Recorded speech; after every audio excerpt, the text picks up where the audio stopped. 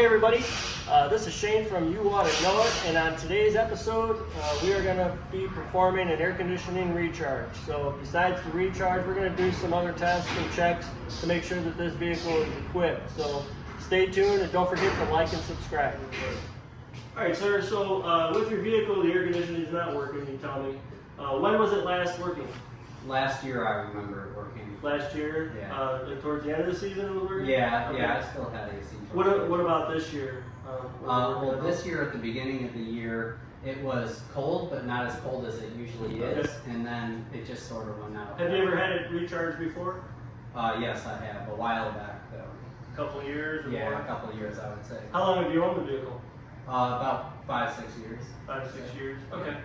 Alright, so it's been recharged once before, so you know the deal. What we would do is do an operation, visual, and pressure check on the vehicle, kind of see where you're at with everything, and then we'll talk to you then about what I find. Okay, sounds good. Alright.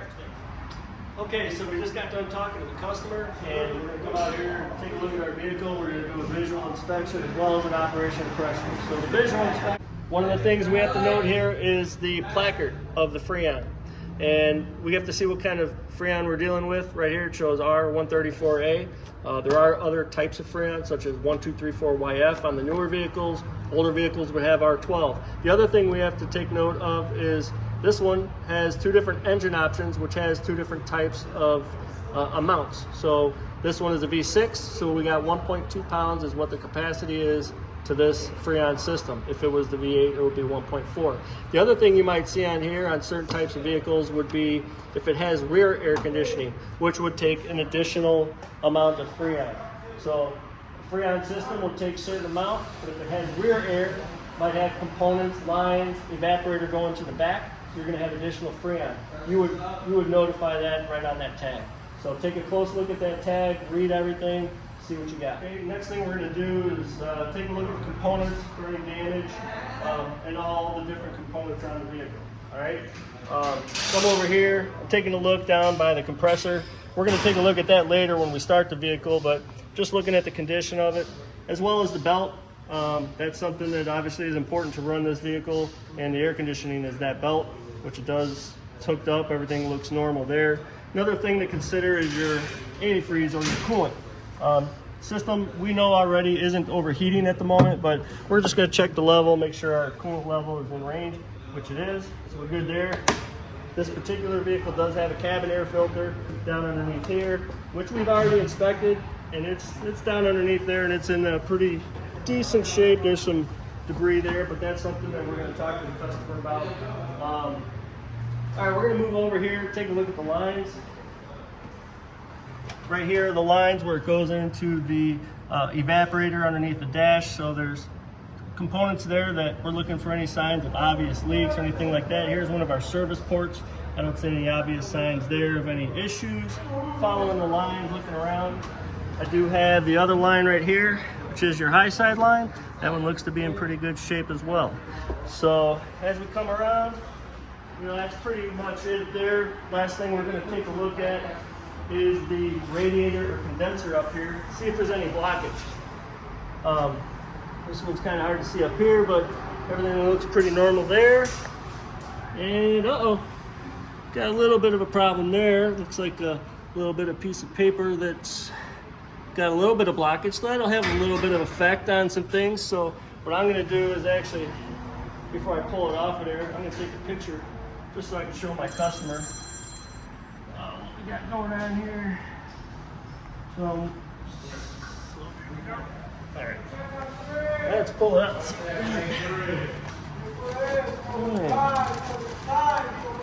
Yeah. Sometimes things will get up in there. You might find an animal, some feathers, but yeah, that caused a little bit of blockage right there in that section. So, yeah, all right.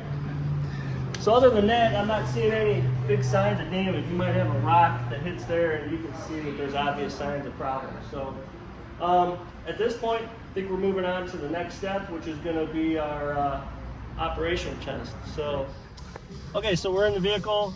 Next, we're doing the operation check, where we're going to start the car. And we're going to check a few controls here. first we're gonna turn on the air conditioning. And this vehicle looks like we'll get some fan. Oh, it's already on. All right, so you want to see that button, the light go on when you're turning on the AC. You know, that can be an indication that you got power to the button and things are working there. We got fan speed. All right, I can feel it's blowing out right here. It goes low, it goes high. So that's what you want to see. You also want to check and see if the vents are operating in terms of going to defrost or to the middle or to the floor. So right now, I got it going to the floor. It's coming out at the floor, going up to here, coming out here, and we're gonna go to defrost. You can hear it changed over. Now it's coming up at the top of the vent. Okay, so that's working good. Next, I'm gonna check the temperature. So your temperature control right now, it's all the way as cold as it'll get. All right, trying to feel what we got. Right now it's not cold at all, okay? But what I do want to see is when I rotate this dial to hot, I should feel it transition to your heater core and give me hot air, and it is. So that's a good sign. That means everything's working inside, all your controls are functioning. So this is leading us to the fact that maybe he's low on Freon at this point, because everything else seems to be working here. Next thing we'll do is we're going to go out underneath the hood. We're going to check the compressor, making sure that that's coming on and that our fans are coming on. Anytime you turn on your air conditioning, your fans should come on. So we're going to take a look at those and see what we got. Okay, so we're out here. We're going to be taking a look at a couple of things. One is the compressor, one is the cooling fans. All right. So when you come over here, we're looking at this compressor, which we looked at earlier. See, it just came on. The front of that, that's the clutch engaging the compressor operation. Now it just went off, okay? So that is a sign that there is some pressure in the system, which to me is saying that there's some Freon in the system, which is a good sign for the customer for sure. All right, the next thing that anytime you turn on your air conditioning that should happen are the cooling fans should come on. And it looks like the one cooling fan is on, so we are good there. Okay? And that will conclude our operation. All right, so the third part of our check here is we did our visual, we did our operation, now we're going to do our pressure check. Our pressure check consists of knowing if the system has Freon in it or pressure in it, which we already discovered that when we did the turned on the compressor and we had that clutch engaged. That tells us we have pressure. All right, so that's a good sign for the customer. And that's going to be our next step, is to go talk to the customer and see if they're interested in a recharge. If we didn't have pressure here, we could hook up the machine to determine how much pressure is in the system. That gives us more information. But right now, we're going to go talk to our customer. Okay, Steve, we did an inspection on the vehicle, and I did find a couple of things. One of the things that I found was this piece of cardboard that was lodged up into your radiator, your condenser. So that could cause some problems. That's not the reason why you're having an issue. Oh, okay. But I can show you a picture of where that was. Yeah, that right up in there by the radiator. Oh, okay. In fact, it was covering your condenser. So, but I just pulled it out of there, no problem. But I appreciate that. We found that with our visual inspection. So everything else seemed to check out all right. And good news is you did have some Freon in the system. And I know this because the compressor was engaging, meaning that there was some pressure in the system. So that's a good sign. It wasn't completely empty. So you said that it was working earlier this year, but it just wasn't working that good. So you're just low on Freon. All right, so we can go ahead and do a recharge. It's on sale right now for $119.99, and what that includes is we evacuate everything that's inside the system, and our machine will recover that Freon and recondition it, recycle it, and then we will vacuum the system, pull out any moisture, any contaminants out, and then recharge the system to the right amount of Freon in there, and it's going to work when we're done. So that service, like I said, it's on sale, and it's up to you if you'd like to do it. One thing you need to understand though is the system was low, and that's because of a leak. Freon doesn't just wear out. The only thing that can happen to it is a leak out. or if somebody didn't fill it or something like that. But if it was working and then it's low, it's because of a leak. So that leak, we're not repairing the leak. All we're doing is refilling the system. Now you had it working earlier this year, and it was working good last year. So, you know, that would kind of be the best case scenario, is that it lasts for a season or two, but there's no guarantees. We don't know how long the recharge will last.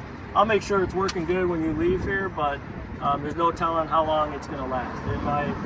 It might last a season or 2 or 3, or it might last a month. You know, I don't know, but there is no guarantee or warranty because we're not fixing the leak. Okay, well that's fine. Yeah, I'd definitely like to get it taken care of still. Well, sounds good. I got the questionnaire here just talks about some of those questions that I had asked you in the beginning. So I just need you to go ahead and fill out the information.